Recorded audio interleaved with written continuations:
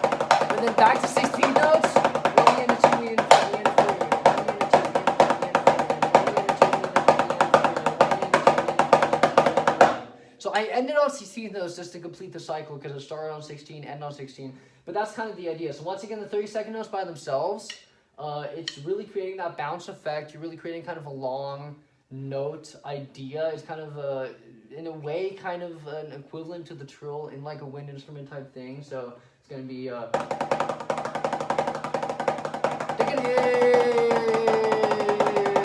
so that's kind of the idea, and that's once again just kind of my elongated sound for that too. So now I'm going to do the same thing on the snare. I'm just going to do 1, 16, 32, 16 so you can hear that transition. So 16. 1 E and a 2 E and a 3 E and a 4 E and a 1.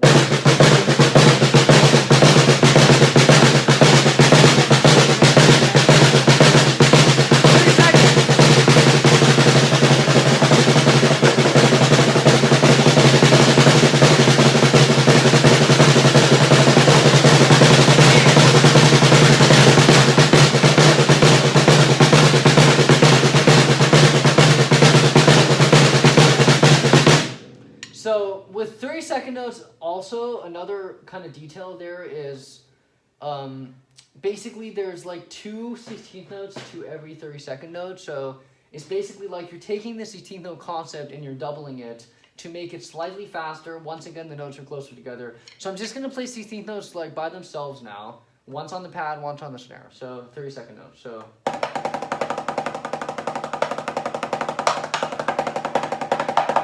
1, 2, 3, 4, 1, 2, 3, 4, 1, 2, 3, 4, 1, 2, 3, 4. Very long sound.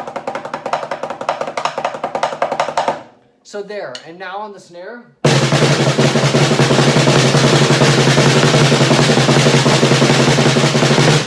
So that's the idea. So if I'm going to slow those down once again, it's going to sound like 16 notes, but just know that I'm slowing down the 30-second note concept. So it would sound like this. So 1 E and a 2 E and then we're going to speed up. So to really get into these, and once again, these are, like I said, the most complicated rudiment in a lot of ways. To get into these, I would really slow it down and really focus on that isolation method. So 1 E and a 2 E and a 3 E and a 4 E and a. And slowing it down, slowing down 30-second notes, the difference between, like for instance, slowing down 30-second notes and 16th notes is with 30-second notes, you want to, when you're slowing it down, focus on keeping the notes even. Whereas with 16th notes, when you slow them down, 16th notes are oriented around that accent idea. So really that right downbeat, which I just play with 16th notes. With 30-second notes, you want to slow them down, but you want to keep the notes closer together and more even. So if I'm going to slow down 30-second notes, once again, they're going to sound like 16th notes, but 30-second notes are going to sound like this. So 1 E and a 2 E and a 3 E and a 4 E and a. So you'll kind of notice that, like, you can't tell that it's not 16th notes. There is a certain style of playing it where you are really focusing on every note being even. And then you're creating kind of like in the classical music idea, like the crescendo effect. You're creating that crescendo effect and slowly getting faster. And then as you get faster, the notes kind of come closer together. So once again, so 1 E and a 2 E and a 3 E and a 4 E and a 1 E and a 2 E and a 3 E and a. So that's kind of a good way to slow them down. So now without further ado, let's talk about these rudiments.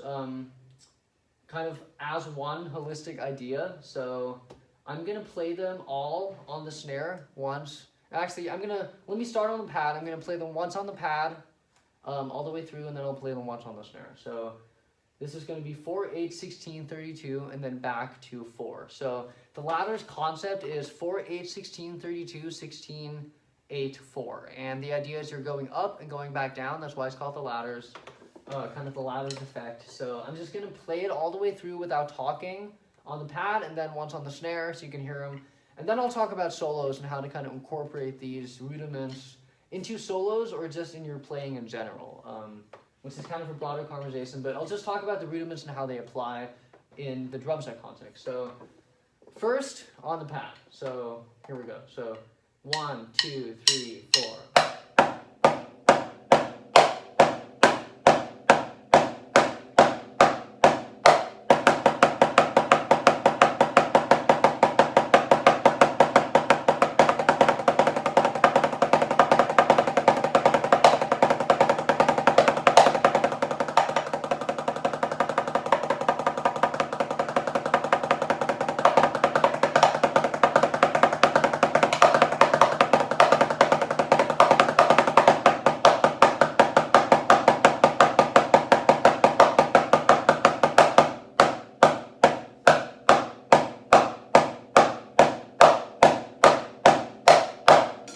So that was the entire ladders idea and exercise on the pad. So 4, 8, 16, 32, 16, 8, 4. So now that same line on the snare. 1, 2, 3, 4.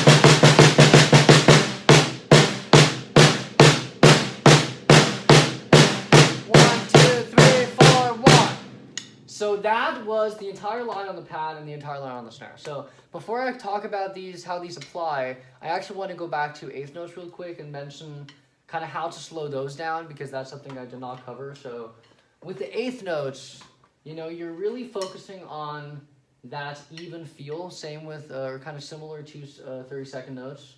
You know, with eighth notes, it's not one elongated note.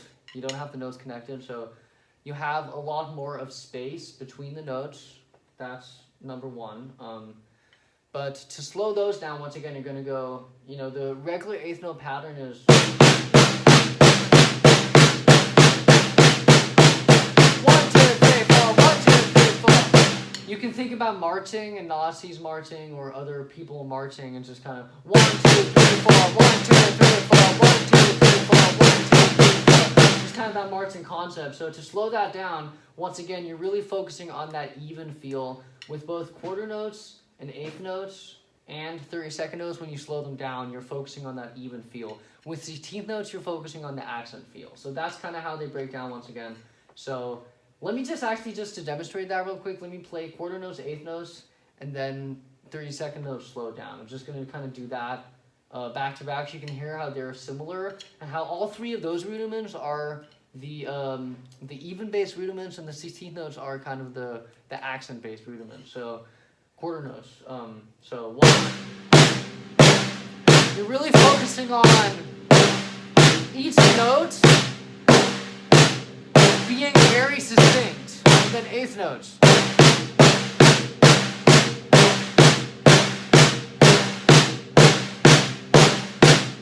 And of course, when you're hitting your stick, it's going into the pad down to the other end.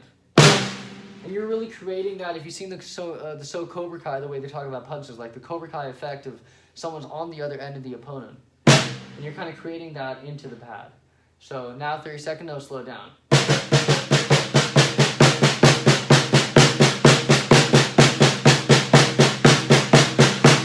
One way that can really help you get that even feel is between your accent and your non-accent notes is paying attention to the flick more when you accent and paying attention to your arms more when you're not accenting. So that's kind of a way to talk about it. Like when you're not accenting, I'm really making sure that my space through the snare is, my strike through the snare, I should say, is even to this strike through the snare.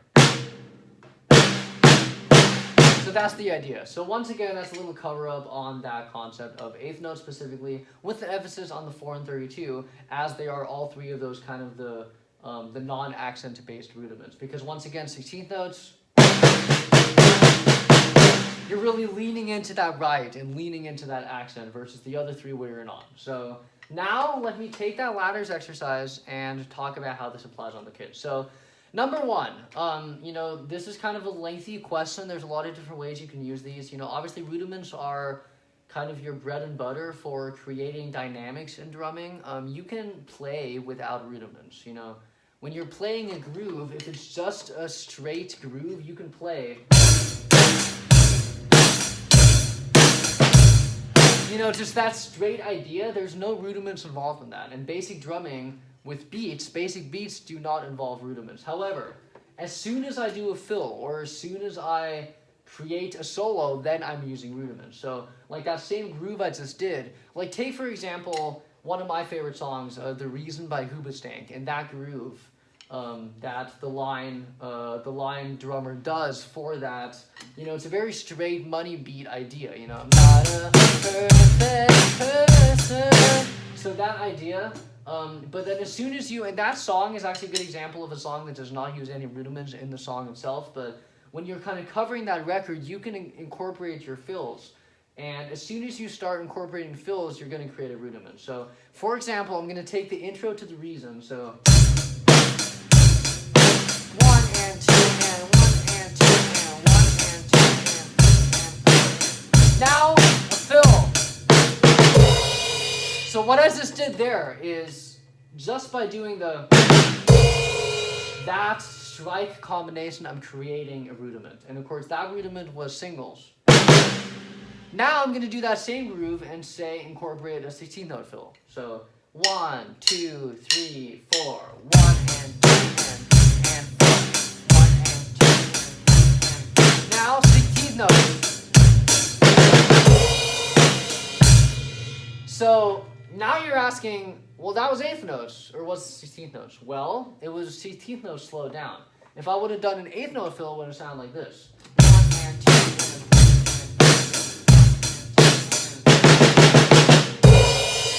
So there's a slight difference there, but essentially what I was doing there was 16th note slowed down. If I'm going to do a 16th note fill that's real time, it would be that kind of idea, and that's a little bit off time on purpose, but that's kind of the idea. So that is an example of basically how rudiments apply on the kit. As soon as you start a fill, or basically any type of embellishment, you are using rudiments. So now let me kind of extend this conversation to solos, because for me, solos are an art form within themselves, something that I love doing, something I constantly do, I constantly play around with. And it took me, kind of as a drummer, it took me a long time to get to the point where I could really create good solos. But when I solo, my go-to rudiments are often 16th notes, 32nd notes, and kind of playing around with those. But I usually use the entire ladders exercise concept in a solo. So I'm just going to solo real quick to give you guys a kind of a sense of kind of the way that my rudiments sound when I solo. And every drummer kind of has their own style with that. But and then after that, I'll break down kind of how I use these solos. So first, let me just do a quick little solo on the snare. I'm just going to focus on the snare right now because your snare, of course, is your centerpiece for your drum kit. So I'm just going to focus on the snare, just do a quick snare solo, and I'll kind of go through the entire ladders exercise and kind of change up the order, and then I'll talk about what I did. So this is a regular snare solo. Oftentimes when I'm soloing, I'll use the entire kit or close to the whole kit. It's good to kind of play around with it. Different solos will require different things. You'll be doing different things on your kit, but as long as you kind of stay with the time of the song, because most of the time it's obviously going to be to a song, and you are able to bring the song back to its original tempo, that's very important. Or at least bring the song back to a tempo that works. But it's all about just the feel, and the more rudiments you learn, the more you will be able to solo. So I'm just going to use ladder rudiments right now for the purpose of the video. Obviously, you can use a lot of other rudiments too, so this is just a brief snare solo. So this is kind of the concept of what I'm talking about here. So.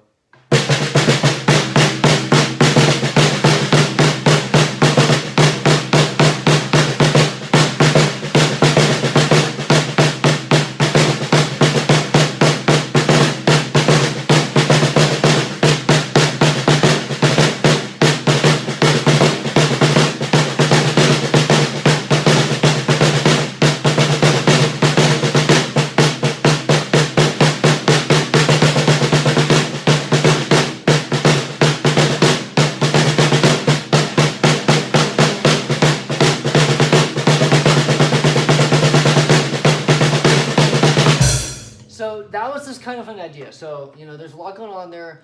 But what I did there was just kind of taking the ladder's rudiments as ideas and placing them into a solo context. So, you heard me do the rolls. The rolls were kind of an embellishment. I was doing the rolls as kind of an example of a bounce roll, for instance, which I like to incorporate, especially into snare solos because the snare is so easily rollable. And, that's a kind of a marching band type solo that I just did. When I solo, oftentimes I'll use, again, more than just the snare, ideally. But that was an example of something a marching band drummer might do where they're really just using the snare as their centerpiece and playing around with it there. So, like in that specific solo, I use 32nd notes, I use 8th notes, I use quarter notes, I use 16th notes. So, let me kind of break down each rudiment again and give you examples of how they can be used in a solo. I'm going to use the whole kit, so I'm just going to go through 4 1632 one time and give you guys an idea of just a solo with just quarter notes, a solo with just 8th notes, a solo with just 16th notes, and a solo with just 32nd notes. And then if you guys are more interested in this topic, in future videos I'll cover more of it. Let me know down in the comments, but essentially I'm just using these concepts for my solo. So I'm just going to start with a basic quarter note solo. And, you know, once again, your quarter note concept is 1, 2, 3, 4. So as long as you have that as the bass, you're good. So let me just play this once to demonstrate. So I'm going to count my solo in. So 1, 2, 3, 4.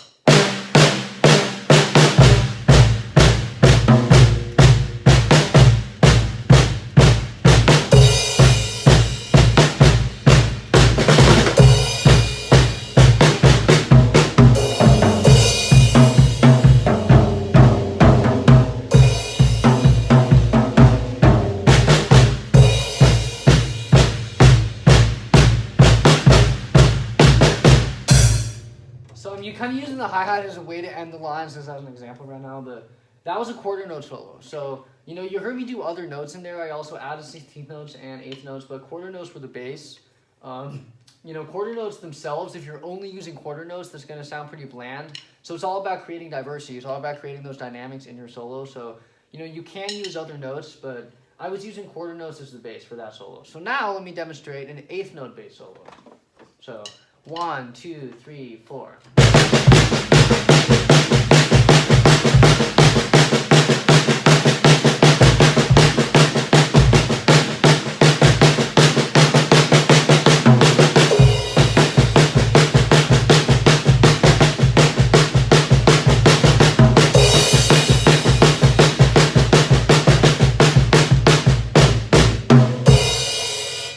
So that was kind of an 8th note bass solo. You know, once again, I'm using that concept. I never use 8th notes as a bass for my solos because I prefer having a little more of a kind of a space within my solos. As a punk drummer, I like creating that space and really kind of filling the space. So I always use 16th and 32nd notes, but that's an example of how an 8th note solo could sound if you're using it as a concept. And that was kind of a solo mainly based off of only 8th notes. I'm really using that, you know, that kind of idea as a bass.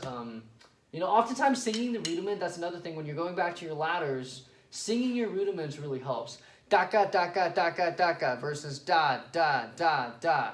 You know, don't be afraid to create those sounds with your mouth. You know, as a VPer, that's something that I always often do too, is, you know, creating that idea through my mouth of what I really do on the kit in my mouth. So, you know, that's another art form. But just kind of singing the rudiments helps you kind of understand how they sound, understand how they connect to other rudiments, understand those dynamics. So now let me do a 16th note solo. So this is something I do very often, either 16th notes or 32nd note solos. And I will demonstrate how it sounds and then talk a little bit about it. So 1E end, a 2E end, a 3E end, a 4E end.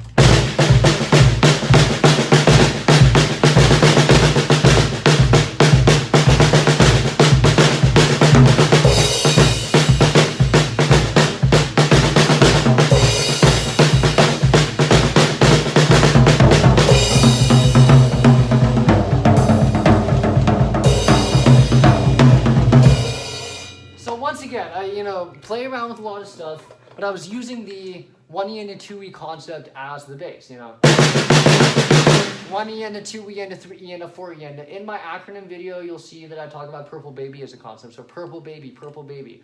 You know, you can also do Dionysus. You know, there's a lot of different kind of combinations for that idea. So now let me do the same thing with 32nd notes, and you guys will hear the difference, but there's going to be a very slight difference in the solos, and I'll point them out in a second. So 32nd notes.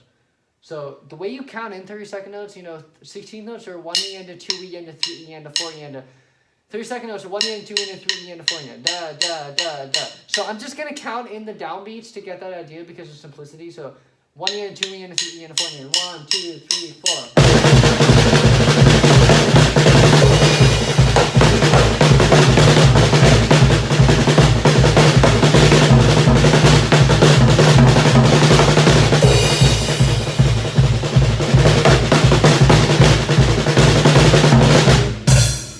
So that was a real time. I'm going to actually slow that solo down when I just did. I'm going to do the same thing.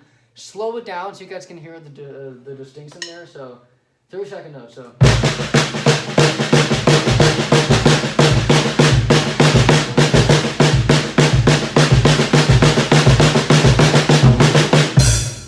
So that was that kind of line that I just created out of thin air, kind of slow down. So once again, I was using the basses, right, as the, you know, as the main role in the solo. So that's kind of an example of how you can use these rudiments in solos. I can talk a lot more about this. I want to make a video as well about a lot more about fills and different fills you can do with rudiments. I know I talked about that briefly at the beginning of this video, but that's it for now. Thank you for watching. Check out the video series that I made on the ladders exercise itself, just on the pad. And I will do another one of those that is just running the entire ladders with the pad. So thank you for watching. And once again, it's really all about just, you know, going back to your basics. If you're practicing rudiments itself, you know, you want to, or themselves, you know, you really want to go back to slowing it down, speeding it up. And the more you ease yourself into it, the easier you will then be able to play faster solos. But, you know, you don't want to start really fast right away. If you're a beginner, that's not going to work. You want to slow it down, speed up. So, you know, oftentimes what you can even do is, you know, being able to create solos like I just did, it'll just take time. And it's just going to take time. With the more rudiments you develop, the more you really focus on those rudiments, the more you'll be able to solo. And once again, rudiments are not the only thing you need to be able to drum, but they are, if you want to create diversity, they are very good for that. So thank you so much for watching, and stay tuned for the next video. Cheers, guys.